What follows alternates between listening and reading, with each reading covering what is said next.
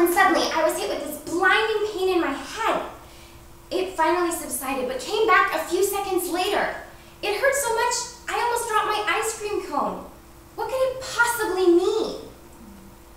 Although most of you are familiar with the notorious brain freeze and its cause, you are probably not as familiar with where ice cream actually came from. My family has been home making ice cream every New Year's for as long as I can remember, and so I have taken that perfect peppermint ice cream for granted.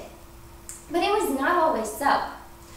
Although ice cream has been established as a common treat in recent years, its creation and development are rooted in the rich of Europe, the innovative of the Industrial Revolution, and the consumers of the modern world.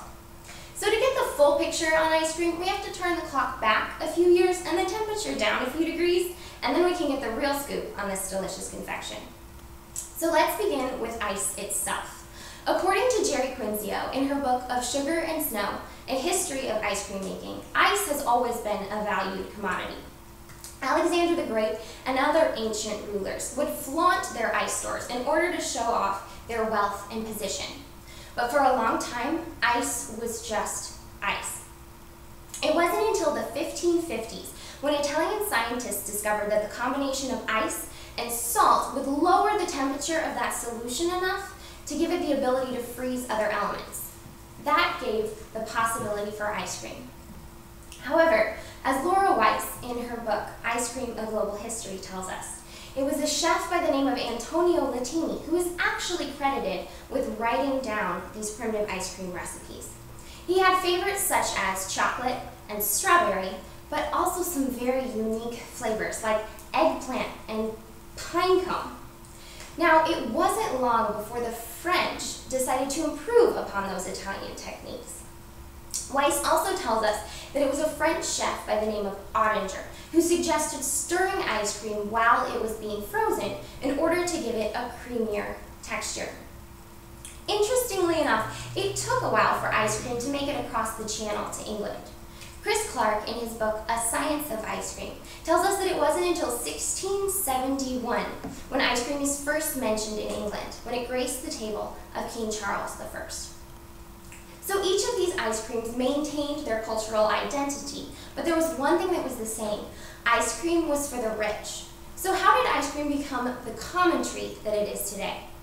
Well, one of the main reasons for the popularization of ice cream was the decrease in price in two of its main components, ice and sugar. Quinzio tells us that it was in 1833 when a man by the name of Frederick Tudor changed the ice industry. He created greater efficiency in the way it was harvested and the way that it was shipped. He would cover it in sawdust, and using that as an insulator, decreased the amount of ice that melted while it was in transit. As for sugar, Napoleon had decreed in 1812 for the cultivation of both sugar beets and sugar cane, and that had decreased the price quite a bit. Quinzio tells us that by 1906, the U.S. and its territories had an output of 300,000 tons of sugar per year. However, it wasn't until the 1840s, Chris Clark tells us, when Nancy Johnson invented the mechanized ice cream machine that production could really take off. So with the decrease in price and this new machine, it really wasn't that much of a stretch when Jacob Fussell, a Baltimore farmer, had a surplus of milk to change it into ice cream. He built the first ice cream factory in 1851 and is considered the father of the modern ice cream industry. So that's where that all began. But what does the industry look like today? Well, now, you see, ice cream is mass produced. According to the Blue Bunny website, they create 150 million gallons of ice cream a year and have close to 70 flavors. And in an article written by Renaj Madan and published on the Blue Bell website, they were established in 1907 and grew quite quickly from that time on.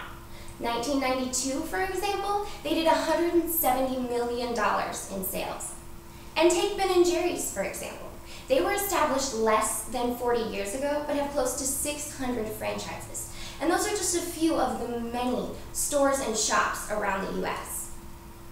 According to Janine Bentley, in her research for the USDA concerning dairy production and consumption in the U.S., in 2012, 24 pounds of ice cream was produced for each American. Now, the California Milk Advisory Board tells us that it takes 12 pounds of milk to make 1 gallon of ice cream, and that California alone in 2006 produced 113 million gallons of ice cream. Ice cream has turned into a giant industry, and it did not take very long. So, as you can see, ice cream has a rich and diverse history, spanning from the courts of kings to the personal freezers of millions of people each year. It has brought industry and innovation to the world of dairy and is a personal delight to many. Although that original flavor of pine cone probably doesn't appeal to anyone anymore, I know there's a flavor out there for everyone. So enjoy. But don't forget, just place your tongue at the roof of your mouth to get rid of that vicious brain freeze.